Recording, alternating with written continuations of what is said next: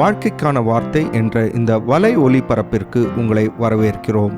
இது ஆதியாகமம் முதல் வெளிப்படுத்துதல் வரை முழு வேதாகமத்தையும் உள்ளடக்கிய ஒரு தினசரி தியானமாகும். இன்றைக்கும் நாடுகள் தங்களுடைய மக்களை பல காரணங்களுக்காக கணக்கெடுக்கின்றார்கள். என்னாகும் 26ஆம் அதிகாரத்தில் இஸ்ரவேல் ஜனங்களை இரண்டாவது முறையாக எண்ணும்படியாக ஆண்டவர் கட்டளையிடுகின்றதை நாம் பார்க்கின்றோம். என்னாகும் 1ஆம் அதிகாரத்திலிருந்து 4ஆம் அதிகாரம் வரை இஸ்ரவேல் ஜனங்கள் முதலாவது முறை கணக்கெடுக்கப்பட்டதை நாம் பார்த்தோம்.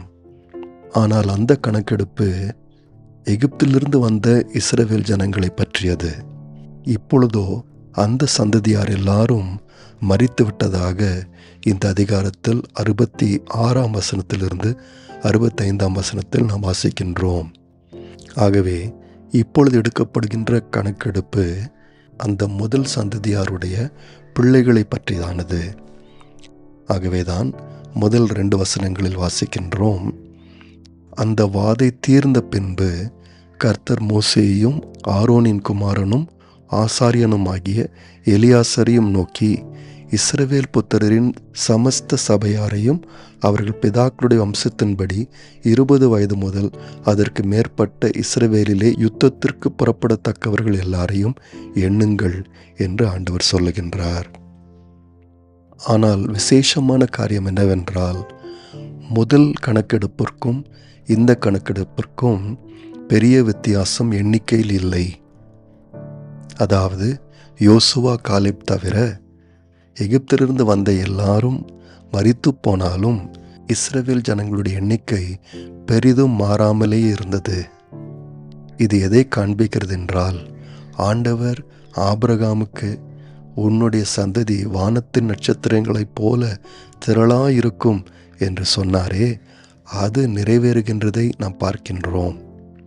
ஒரு சந்ததியாரே அழிந்து போனாலும் தேவன் அவர்களை இன்னும் பெருக பண்ணினார்.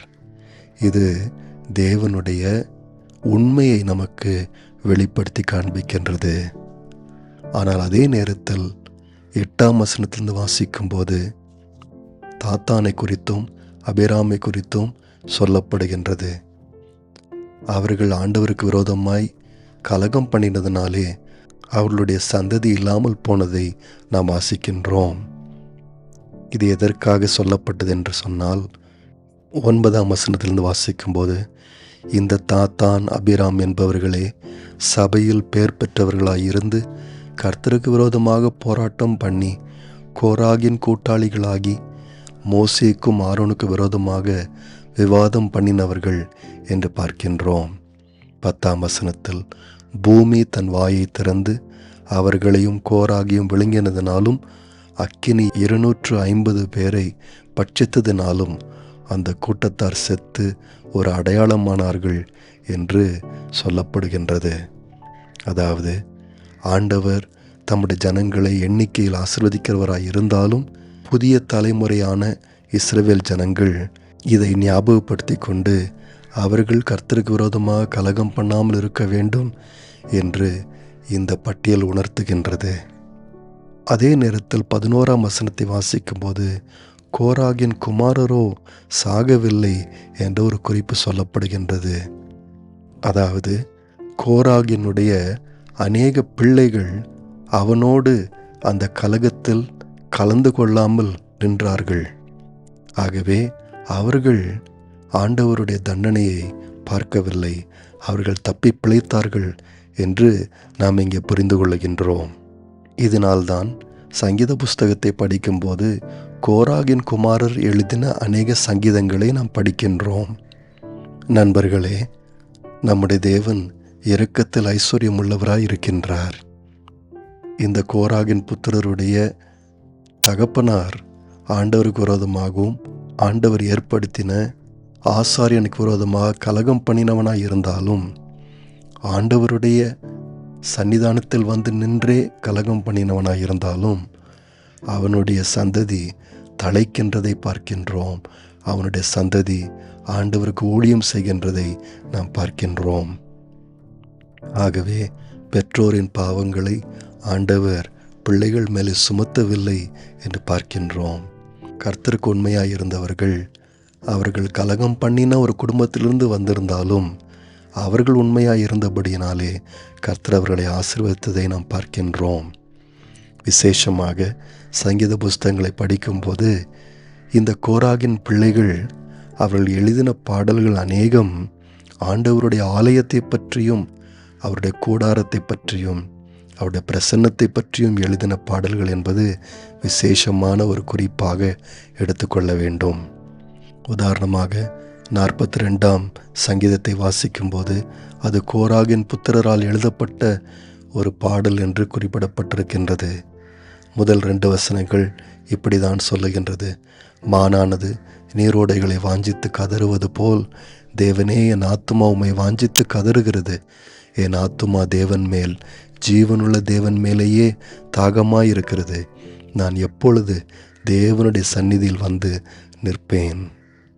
இந்த கோராகின் புத்திரர் தங்களுடைய முன்னோர்கள் ஆண்டவருக்கு விரோதமாக கலகம் பண்ணினவர்களாக இருந்தாலும் அவர்கள் ஆண்டவருடைய பிரசன்னத்தை நாடுகிறவர்களாக மாறினார்கள் என்பது நமக்கு ஒரு பெரிய ஆறுதலான காரியமாய் இருக்கின்றது. கர்த்தரிடத்தில் எப்பொழுதும் நம்பிக்கை இருக்கின்றது. நாம் எப்பொழுதும் வருங்காலத்திற்காக அவரை நம்ப முடியும். இன்னொரு சங்கீதம் 84ஆம் சங்கீதமும் கோராகின் புத்திரரால் எழுதப்பட்டது. 1ஆம் வசனத்திலிருந்து வாசிக்கும்போது, சேனைகளின் கர்த்தாவே, உமது வாசஸ்தலங்கள் எவ்வளவு இன்பமானவைகள். என் ஆத்துமா கர்த்தருடைய ஆலய பிரகாரங்களின் மேல் வாஞ்சையும் தவனமாய் இருக்கிறது. என் இருதயமும் என் மாம்சமும் ஜீவனுள்ள தேவனை நோக்கி கம்பீர சத்தமிடுகின்றது. என் ராஜாவும் என் தேவனுமாகிய சேனைகளின் கர்த்தாவே, உம்முடைய பீடங்கள் அண்டையில் அடைக்கலான் குருவிக்கு வீடும் தகைவலான் குருவிக்கு தன் குஞ்சுகளை வைக்கும் கூடும் கிடைத்ததே. உம்முடைய வீட்டில் வாசமாயிருக்கிறவர்கள் பாக்கியவான்கள். அவர்கள் எப்பொழுதும் உம்மை துதித்து கொண்டிருப்பார்கள். சேலா என்று கோராகின் பிள்ளைகள் எழுதின ஒரு சங்கீதம் இங்கே போடப்பட்டிருக்கின்றது. மறுபடியுமாக முன்னோர்கள் எப்படி இருந்திருந்தாலும் பிள்ளைகள் கர்த்தரை தேடி கர்த்தருடைய ஆசீர்வாதத்தை பெற்றவர்களாக இருக்கிறார்கள் என்பது மிகவும் ஒரு ஆறுதல் அளிக்கும் விஷயமாய் இருக்கின்றது. ஆகவே ஒரு குடும்ப தலைவன் இல்லாவிட்டால் ஒரு சந்ததி எப்படி இருந்திருந்தாலும் பிள்ளைகளை கர்த்தர் கைவிடுவதில்லை என்று நாம் பார்க்கின்றோம். மறுபடியுமாக எண்ணாகும் 26ஆம் அதிகாரத்துக்கு வரும்போது 14ஆம் வசனத்தில் சிமியோனுடைய குடும்பத்தின் எண்ணிக்கை போடப்பட்டிருக்கின்றது. அது 22,200 என்று சொல்லப்பட்டிருக்கின்றது. ஆனால் எண்ணாகும் 1ஆம் அதிகாரம் 23ஆம் வசனத்தை வாசிக்கும்போது சிமியோனுடைய குடும்பத்தின் எண்ணிக்கை 59,300 இருந்தது என்று பார்க்கின்றோம். அப்படியென்றால் இந்த சிமியோனுடைய குடும்பம் வெகுவாக குறைந்ததை நாம் பார்க்க முடிகின்றது. ஒருவேளை இந்த குடும்பத்தார் தான் முந்தின அதிகாரத்தில் நாம் வாசித்த சித்தீமில் பாவம் செய்தவர்களாக இருந்திருக்கக்கூடும்.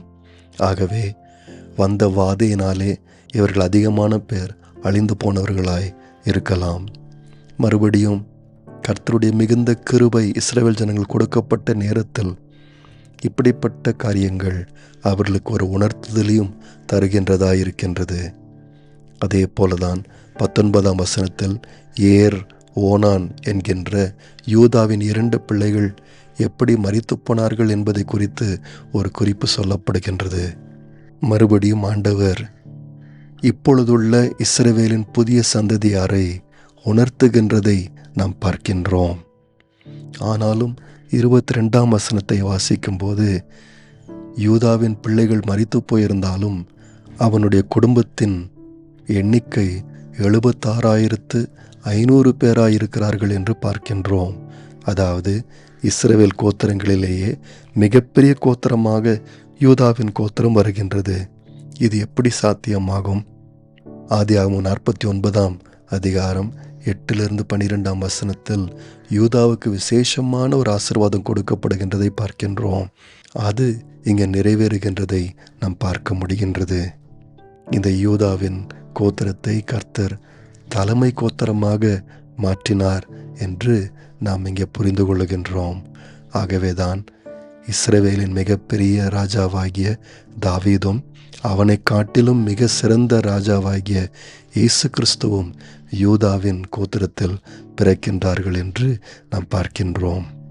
கடைசியாக 26ஆம் அதிகாரம் 52ஆம் வசனத்தில் வாசிக்கும்போது இந்த கணக்கெடுப்பு ஏன் எடுக்கப்பட்டது என்று சொல்லப்படுகின்றது.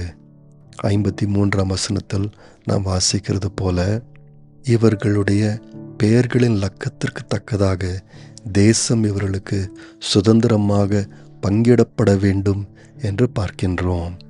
அதாவது இந்த கணக்கெடுப்பை வைத்துதான் கானான் தேசத்தை இஸ்ரவேல் ஜனங்கள் பங்கிட வேண்டும் என்று சொல்லப்படுகின்றது. அது எப்படி என்றால் 53ஆம் வசனத்திலிருந்து 54ஆம் வசனத்திலிருந்து வாசிக்கிறது போல, அநேகம் பேருக்கு அதிக சுதந்திரமும் கொஞ்சம் பேருக்கு கொஞ்ச சுதந்திரமும் கொடுப்பாயாக என்று பார்க்கின்றோம். எந்த குடும்பத்தார் அதிகமாக இருக்கிறார்களோ அவர்களுக்கு அதிகமான நிலங்களும், எந்த குடும்பத்தார் குறைவாக இருக்கிறார்களோ அவர்களுக்கு கொஞ்ச நிலங்களும் கொடுக்கப்பட வேண்டும் என்று ஆண்டவர் இந்த எண்ணிக்கையின் மூலமாக இஸ்ரவேல் ஜனங்களுக்கு கற்பித்து கொடுக்கின்றார். அதாவது எல்லா கோத்திரங்களுக்கும் சீராக நியாயமாக நிலங்கள் பங்கிடப்பட வேண்டும் என்பதுதான் ஆண்டவருடைய நோக்கமாயிருக்கின்றது. அது மாத்திரமல்லாமல் 63ஆம் வசனத்தில் வாசிக்கும்போது இந்த கணக்கெடுப்பின் மூலமாக ஆண்டவர் இந்த இஸ்ரவேல் ஜனங்களை, விசேஷமாக புதிய தலைமுறையினரை ஆண்டவர் கண்டிக்கின்றதை நாம் பார்க்கின்றோம். 63ஆம் வசனத்திலே வாசிக்கிறோம், மோசேயும் ஆசாரனாகிய எலியேசரும் எரிகோவின் அருகே இருக்கும் யோர்தானுக்கு இப்பாலே மோவாபின் சமனான வெளிகளில் இஸ்ரவேல் புத்திரர் எண்ணுகிற போது இருந்தவர்கள் இவர்களே. 64ஆம் வசனத்தில், முன்பு மோசேயும் ஆசாரியனாகிய ஆரோனும் சீனாய் வனாந்திரத்தில் இஸ்ரவேல் புத்திரர் எண்ணும்போது இருந்தவர்களில் ஒருவரும் இவர்களுக்குள்ளே இல்லை. வனாந்திரத்தில் சாகவே சாவார்கள் என்று கர்த்தர் அவர்களை குறித்து சொல்லியிருந்தார். எப்புனேயின் குமாரனாகிய காலேபும் நூனின் குமாரனாகிய யோசுவாவும் தவிர வேறொருவரும் அவர்களில் மீதியாயிருக்கவில்லை என்று பார்க்கின்றோம். ஆகவே இந்த கணக்கெடுப்பு எதை உணர்த்துகிறது என்றால், தேவன் எகிப்திலிருந்து வெளியே புறப்பட்டு வந்து ஆனால் கலகம் பண்ணினவர்களை எப்படி கானானுக்குள் அனுமதிக்கவில்லை என்பதை இது உணர்த்துகின்றது. அப்படியானால் இப்பொழுது உள்ள தலைமுறையினர் எவ்வளவுதான் அவர்கள் யுத்தத்திற்கு தயாராக இருந்தாலும் கர்த்தருக்கு கீழ்ப்படிந்து நடக்க வேண்டும் என்பது உணர்த்தப்படுகின்றது. நண்பர்களே, நம்முடைய தேவன் இரக்கத்தில் ஐஸ்வர்யம் உள்ளவராய் இருக்கிறார், அதே நேரத்தில் நீதி உள்ளவராய் இருக்கின்றார். அவருக்கு கீழ்ப்படிந்து நடப்பது மிகவும் முக்கியமான காரியமாயிருக்கின்றது. நேயர்களே, இந்நிகழ்ச்சியை கேட்டதற்காய் நன்றி. மீண்டும் ஒரு புதிய அத்தியாயத்துடன் வாழ்க்கைக்கான வார்த்தையில் நாளை சந்திப்போம்.